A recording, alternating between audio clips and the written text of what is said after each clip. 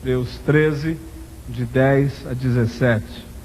Diz assim: possuímos um altar do qual não têm direito de comer os que ministram no tabernáculo, pois aqueles animais cujo sangue é trazido para dentro do Santo dos Santos pelo sumo sacerdote como oblação pelo pecado, têm os seus corpos queimados fora do acampamento. Por isso foi que também Jesus, para santificar o povo, pelo seu próprio sangue sofreu fora da porta. Saiamos, pois, a ele, fora do arraial, levando o seu vitupério. Na verdade, não temos aqui cidade permanente, mas buscamos a que há de vir. Por meio de Jesus, pois, ofereçamos sempre a Deus sacrifício de louvor, que é o fruto de lábios que confessam o seu nome. Não negligencieis igualmente a prática do bem e a mútua cooperação, pois com tais sacrifícios Deus se compraz. Obedecei aos vossos guias, e sede submissos para com eles, pois velam por vossas almas como quem deve prestar contas, para que façam isto com alegria e não gemendo, porque isto não aproveita a vós outros. Podem sentar-se. Se você puder, mantenha a sua Bíblia aberta nesse texto e leia comigo o verso 13. Todos nós vamos ler juntos em voz alta. Capítulo 13 de Hebreus, verso 13. Leia comigo. Saiamos, pois, a ele, fora do arraial, levando o seu vitupério. Mais uma vez. Saiamos, pois, a ele, fora do arraial, levando seu vitupério. Fique com a Bíblia aberta aí. Me impressiona, na fé cristã, mais do que qualquer outra coisa, esse convite para que a experiência de Deus não seja confinada, não seja encastelada, não seja aprisionada, não seja delimitada por fronteiras religiosas. Aliás, desde o iniciozinho da minha caminhada de fé, que isso ficou muito claro para mim, a tal ponto que quando eu fui escrever a minha tese para ordenação ao Ministério Sagrado no ano de 1976 em Manaus, o texto que eu escrevi foi sobre a salvação dos pagãos no Velho Testamento, o que Deus sempre fez e sempre fará fora das instituições religiosas.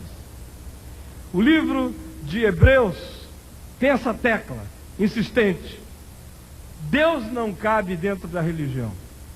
Jesus não cabe dentro da religião.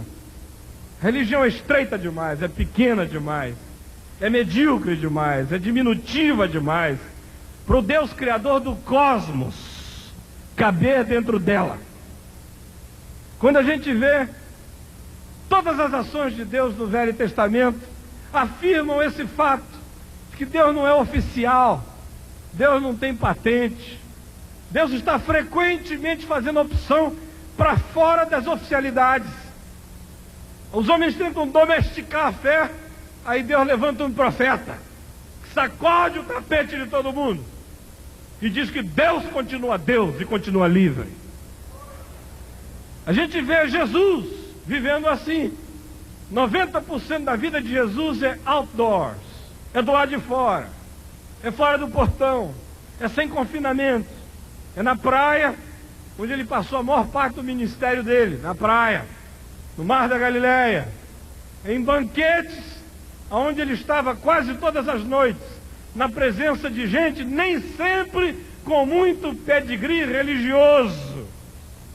Frequentemente, nós o vemos transitar nas geografias mais inconcebíveis, como em Marcos 5, aonde ele transita do cemitério pagão em Gadara, onde ele libertou aquele homem possuído por uma legião de demônios, onde ele, como judeu, chega perto de porqueiros e de porcos, o que seria uma contaminação para a religião judaica, e Jesus não está nem aí para isso. Para ele é muito mais importante libertar um ser humano tomado por uma legião de forças espirituais malignas do que levar em consideração cerimonialismos pequenos da religião judaica. E ele trafega dessa geografia de profanidade para a casa do chefe da sinagoga de Cafarnaum, no mesmo dia, sem se lavar, sem se purificar, sem apresentar passaporte religioso, ele é livre para transitar pelo mundo e para fincar a bandeira da libertação do Evangelho aonde quer que ele queira. Quando ele começa a ser trazido para dentro da religião, ele começa a se aproximar da morte. Em Jerusalém, onde as controvérsias aparecem. Em Jerusalém, onde os papas da religiosidade se enciumam com a liberdade desse rabino inadministrável de 33 anos de idade, chamado Jesus de Nazaré. Em Jerusalém, que as grandes controvérsias sobre o dia do sábado acontecem. Em Jerusalém, que ele cura sem pedir licença de sacerdotes. Em Jerusalém, que começam a conspirar sobre como tirar-lhe a vida de maneira discretamente religiosa e camuflada. Em Jerusalém, que ele confronta esses que querem ser os patronos e os donos de Deus e de sua revelação, e Jesus se insurge contra isso e vira as mesas. Em Jerusalém, que ele denuncia a comercialização do sagrado no templo. Em Jerusalém, que ele diz que os sacrifícios e os rituais litúrgicos tinham sido empacotados em pacotinhos fetichistas que eram vendidos à porta, as rolinhas, as ovelhas e os sacrifícios eram adquiríveis na entrada do templo, e ele simplesmente faz uma zorraga e bota essa cambada de vendilhões para o lado de fora e diz: porque a casa de meu pai será conhecida de todos os povos como casa de oração. Então Jesus não cabe nisso. Por isso o matam. Mas ele também não cabe na tumba. Por isso ele ressuscita de entre os mortos. Louvado seja o nome do Senhor Jesus. Aleluia. E o escritor de Hebreus está escrevendo uma carta para um grupo de cristãos que estavam se tornando religiosos. Eles eram hebreus, judeus, tinham conhecido a graça de Deus, tinham sido libertos, descobriram uma coisa nova, linda no Evangelho, mas agora, alguns anos depois, eles estão se tornando casca grossa outra vez. Eles estão retroagindo para o religiosismo aprisionante, diminutivo, mediocrizado. Aí o escritor de Hebreus escreve essa carta e diz: chega, gente, não é nada disso. Ele começa a usar exemplos comparativos. Ele diz, por exemplo, tomem a Moisés. Quem é maior, Moisés ou Jesus? Se Jesus é maior do que Moisés. Pensem em Arão, sacerdote. Qual é o sacerdócio maior? É o de Arão e da descendência levítica? Ou é o de Jesus, que é da descendência de Melquisedeque, que não tem pai, não tem mãe, não tem uma genealogia estudável, porque é uma genealogia eterna. Mas qual é o sacrifício mais importante? Das ovelhinhas dos altares judaicos ou do Cordeiro de Deus da cruz que tira o pecado do mundo? Aí ele começa a dizer, gente, voltar para esse esqueminha é abandonar a graça. E ele conclui nesse capítulo 13 com uma veemência enorme, dizendo: nós fomos chamados para viver a nossa fé com todas as implicações do lado de fora do portão. Não é do lado de dentro do portão, não é com a luzinha de penumbra, não é com a velinha acesa, não é com a lâmpada vermelha que denuncia a presença de Deus no lugar. Não, debaixo do sol, da lua, é na rua, na esquina, na praia, na favela, é na cama com a esposa, na mesa com os filhos, na praça, é onde a vida está acontecendo, escorrendo. E aí que Deus tem que ser vivido, tem que ser amado, tem que ser experimentado, tem que ser internalizado, tem que ser absorvido, tem que virar o suor da gente, a chama da gente, o brilho da gente, a paixão da gente, a vida da gente. E aí olhem só, ele nos apresenta 4 razões básicas pelas quais a vida com Jesus acontece do lado de fora do arraial, do lado de fora do portão. Primeira razão, ele diz, é porque o sacrifício que eu faço dentro é autenticado do lado de fora. É o que ele diz nos versos 10 e 11.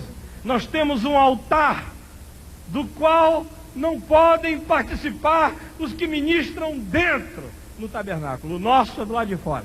Quem está dentro, no tabernáculozinho da religião, não tem altar, não tem acesso a este altar nosso, que foi erguido do lado de fora. Aí ele diz que o que autentica, o que acontece dentro, é aquilo que é realizado fora.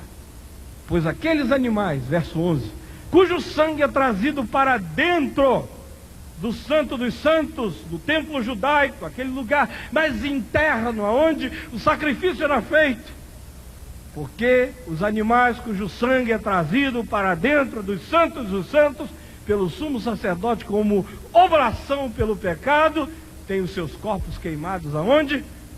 Fora do acampamento. Veja um contraste entre o dentro e o fora. O que ele está dizendo é que o sacrifício de dentro começa fora. Tem muita gente pensando que a fé cristã se limita a essas manifestações de adoração que eu faço dentro. Quando eu bato palma, quando eu pulo, quando eu dou um sorriso piedoso, quando eu venho a um lugar como esse e celebro, e a gente diz, vai começar o louvor. E eu não sei que louvor é esse que vai começar. O louvor, teoricamente, não termina. Justamente por isso o louvor não começa. Louvor é vida. Esse sacrifício aqui dentro só é legitimado, só é autenticado, só é validado se ele for simplesmente a extensão do que eu fiz do lado de fora. É o fora que empresta legitimidade para aquilo que acontece dentro. Nós temos invertido desgraçadamente essa ordem. A gente acha que o que valida aquilo que talvez eu faça fora é a minha postura aqui dentro, mas é o contrário. É o que acontece do lado de fora, é o que legitima a minha vida aqui do lado de dentro. É por isso que a palavra de Deus diz, gente, vamos viver a Jesus do lado de fora do portão. Segunda razão que a palavra de Deus dá para essa experiência de Deus do lado de fora do portão é que a verdadeira santidade começa do lado de fora do portão. Vejam o verso 12. Por isso foi que também Jesus, para santificar o povo pelo seu próprio sangue, sofreu aonde? Fora da porta. Santidade é do lado de fora. Aqui do lado de dentro não é santidade, é cacuete de santo. Aqui do lado de dentro é tique nervoso de piedade. Às vezes eu vejo umas pessoas, você não pode nem passar perto dele, ele diz, ô glória! Onde é que está a glória? Que glória foi essa? Não é aqui do lado de dentro, nesse ambiente com antisséptico religioso, super protegido, essa câmara de proteção espiritual, nessa base espacial lunar. Não é aqui, é do lado de fora do portão, com todas as seduções, com todas as implicações, com todas as tentações, com todas as possibilidades, com todas as miragens, com todos os desejos exacerbados. É do lado de fora do portão. Por isso que a palavra de Deus diz que Jesus, para santificar seu povo, não morreu do lado de dentro. Morreu aonde? Do lado de fora. Que a verdadeira santidade a gente tem que aprender a experimentar do lado de fora do portão. E não é santidade apenas individual, desse tipo, não olhe para aqui, não olhe para lá, não pegue nisso ou não toque naquilo. É santidade plena, holística. Santidade social, santidade fiscal, santidade ética, santidade política, santidade relacional, santidade da sua cidadania, santidade na vida familiar, na vida conjugal, santidade ampla, que não é apenas restrita ao individualismo moralista da existência de um crente presunçoso, mas ao contrário, é um projeto que cobre a vida toda, que vai da urna onde você vota até o altar onde você se ajoelha. Cobre tudo. Passa pelo jogo de futebol de salão, pelo vôlei, pelo basquete. Passa por isso tudo. Do lado de fora do portão. Em terceiro lugar, nós somos convidados a viver Jesus em plenitude do lado de fora do portão, porque o verdadeiro encontro com Jesus acontece do lado de fora do portão. Olha só o que diz a palavra no verso 13. Você pode ler comigo? Tudo está acontecendo do lado de fora. O altar está do lado de fora. O sacrifício é validado do lado de fora. A santidade é vivida do lado de fora. E o que diz o verso 13? Saiamos, pois, a ele. Aonde? Fora do arraial, levando o seu vitupério. Quem é ele? Hã? Quem é ele? E onde é que ele está? Quem é que está dizendo isso? Quem? Quem? Sou eu? Você tem certeza que a palavra ou sou eu? Se for eu, esqueça. Agora, o que o verso 13 está dizendo? Quem é ele? Quem é ele? Onde é que ele está? Lá de fora de quê? Do arraial. Lá de fora do portão. O portão aqui é a Jerusalém religiosa. O arraial é esse círculo da religiosidade imediata que quer confinar a fé. Lá do lado de fora. Saiamos, pois, a ele. Que coisa interessante. Fora do arraial.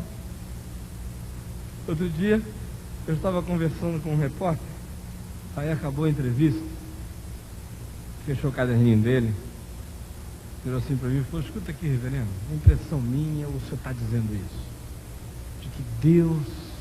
Eu não estava falando com ele sobre Deus, estava falando sobre vida. Isso é impressão minha, eu estou sentindo isso. O senhor está dizendo que Deus, que Jesus pode ser encontrado de repente, se eu virar aquela esquina eu acabo dando de cara com ele, é isso mesmo? Olha, é isso mesmo, meu filho, se cuide, porque isso está para acontecer com você. Isso mesmo. É do lado de fora do portão. Porque no Rio de Janeiro não tem nada talvez mais maluco nesse sentido do que a história do Lilico da Mangueira, não é? Vocês conhecem a história do Lilico? O Lilico era o quê? Porta-estandarte, é isso? Mestre-sala, a mulher que é porta-estandarte, mestre-sala, eu estou ruim de carnaval, né? Mestre-sala, preparando para entrar na Sapucaí, tinha acabado de ler alguns textos da Bíblia, está na Marquês de Sapucaí, a mangueira começa a bater o bumbo, agitar, vem a Globo, pergunta: e aí, Lilico, pronto para esse carnaval? Ele disse que saiu aquela coisa de dentro dele. Ele falou: o Lilico está pronto, a mangueira também. Vamos entrar na Sapucaí. Agora tem o seguinte: é o último carnaval de Lilico. Quando chegar no fim dessa avenida, Lilico está dando a vida dele para Jesus. Aí sabe o que aconteceu com o Lilico? O Lilico disse que não ouviu mais a mangueira. Começou a ouvir um coral de anjos. Um som celestial. Aí ele saiu bêbado pela Marquês de Sapucaí, cheio do Espírito Santo, chorando. Chegou do lado de lá, Deus não esperou nem ele atravessar Sapucaí.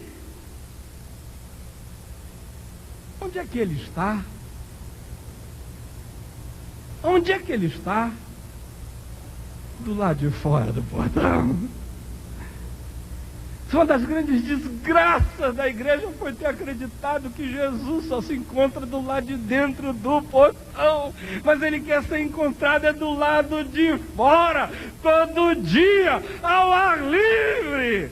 Saiamos, pois, a ele, fora do arraial, porque ele está me esperando para encher meu peito, aonde quer que eu esteja querendo andar com ele.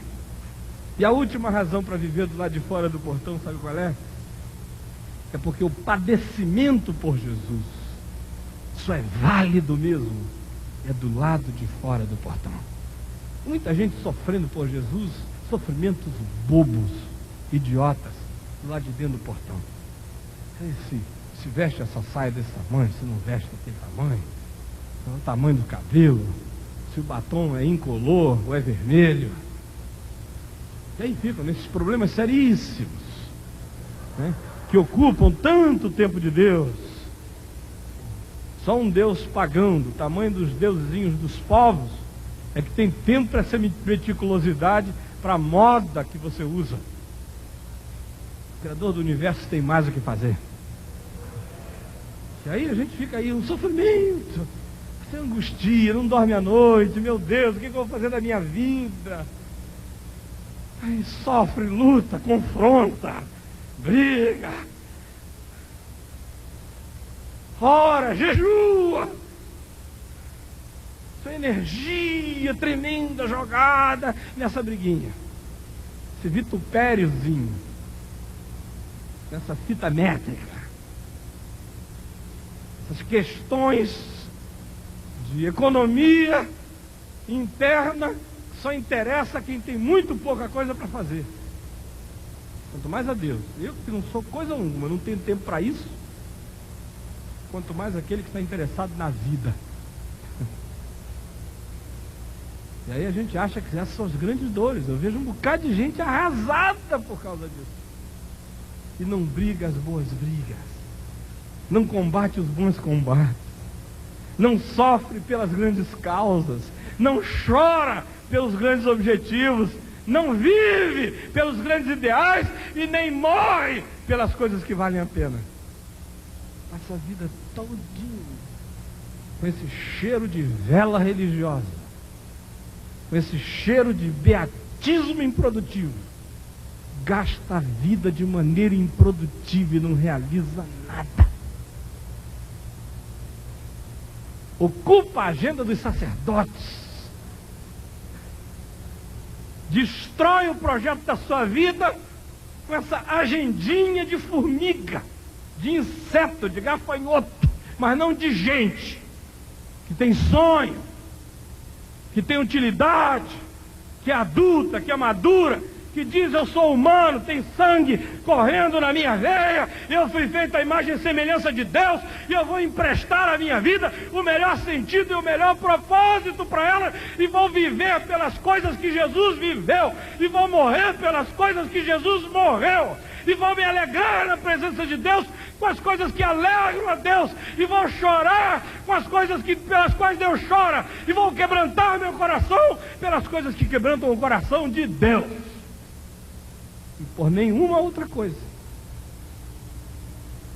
Saiamos, pois, a Ele, fora do arraial, levando o seu vitupério. O vitupério, o sofrimento, para ser carregado lá de fora, pelas grandes coisas, pelas grandes causas. E não pela ninharia de uma religiosidade que não tem o que fazer. Agora olha aqui para mim. A gente já sabe por que viver do lado de fora do portão. Agora nós precisamos aprender a viver, precisamos aprender a como viver do lado de fora do portão. Já sei que é do lado de fora, mas tem muita gente que não sabe como. Não sabe como viver com saúde do lado de fora do portão. E aqui o escritor de Hebreus nos diz 4 coisas que eu preciso aprender para viver com integridade do lado de fora do portão. Em primeiro lugar, eu só vivo do lado de fora do portão com segurança se eu tiver aprendido que a vida é transitória do lado de fora do portão. É para eu viver lá, mas não é para eu viver e morrer pelas coisas pequenas que também alimentam a existência das pessoas do lado de fora do portão. Eu vivo do lado de fora do portão, mas eu não me inibrio e eu não me deixo seduzir pelas coisas que estão lá. Veja só o que diz o verso 14. Na verdade, não temos aqui o quê? Cidade permanente, mas buscamos a que há de vir. O grande contraste é entre o que passa e o que é permanente. E o que nós temos aqui é passageiro, não é permanente. E aquilo que é permanente é o que há de vir. Por isso, eu posso estar do lado de fora do portão, porque eu não vou ser seduzido. Minha mente está em outra direção. Minha cidade é outra cidade. Minha glória é outra glória. Meus ânimos são outros ânimos.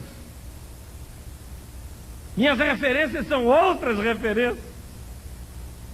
Eu não estou vivendo lá de fora do portão para conquistar o que existe lá de fora do portão. Eu estou vivendo lá de fora do portão com intensidade para que Deus tenha glória na minha vida. Mas o meu sonho está para além do imediato, para além do horizonte aqui e agora. Eu almejo pelo que há de vir, em nome de Jesus. Segundo lugar, para viver do lado de fora do portão, só com a boca cheia de confissão. Para viver do lado de fora do portão, só com a boca cheia de confissão. Veja só o que diz o verso 15, você pode ler comigo, por favor? Por meio de Jesus, pois, ofereçamos a Deus sempre sacrifício de louvor, que é o quê? O fruto de lábios que confessam o seu nome. A gente pensa que esse fruto de louvor aqui é viver cantando. Não é isso não, é viver confessando.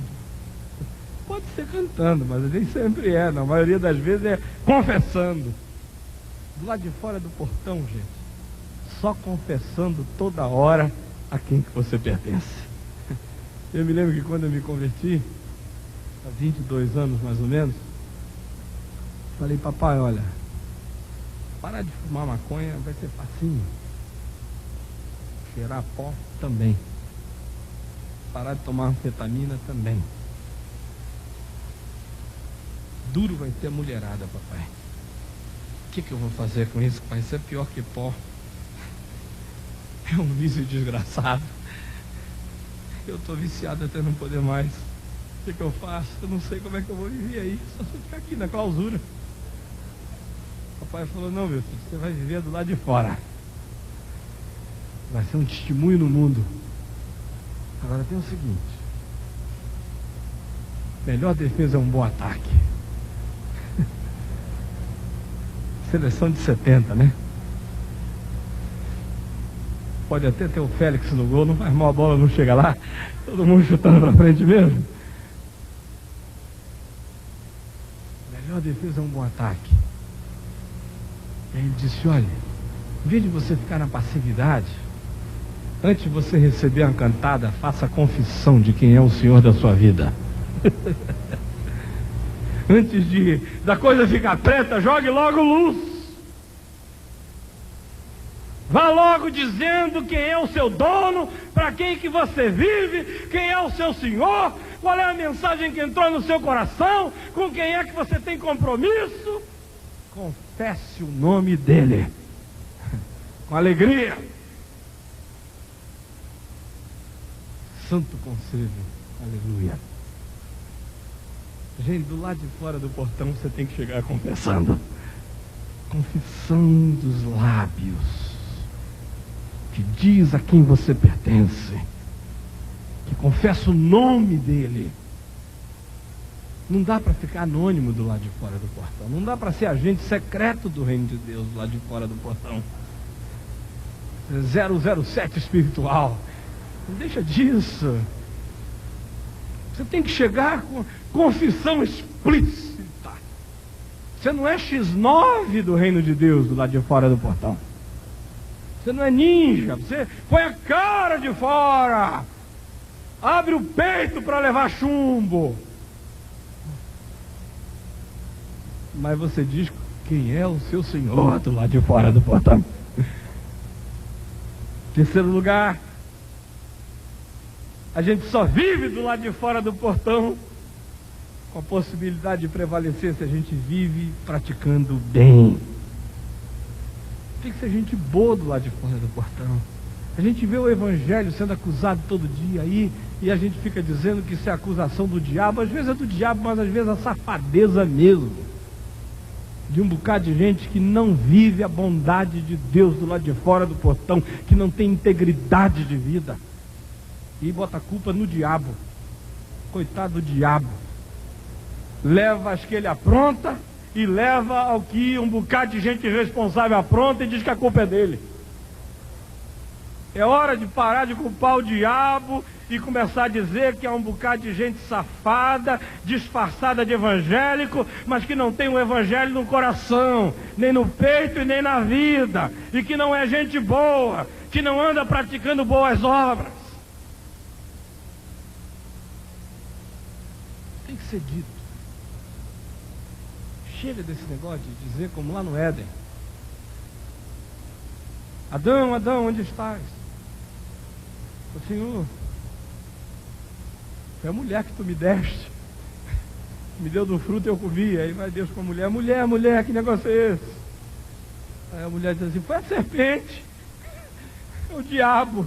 Aí Deus vai lá com o diabo olha para trás, não tem ninguém. Eu assumo.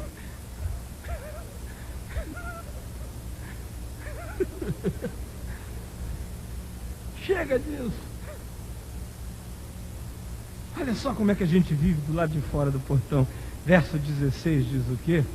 Não negligencieis igualmente a prática do bem e a mútua cooperação, pois com tais sacrifícios Deus se compraz. O altar é do lado de fora, o sacrifício é do lado de fora. Parte do sacrifício é confessar o nome de Jesus e a outra parte é praticar boas obras, é ser gente boa, é ser generoso, é ser compassivo, é ser misericordioso, é ser mais humano do que a melhor humanidade pode produzir, é ser cheio de Deus.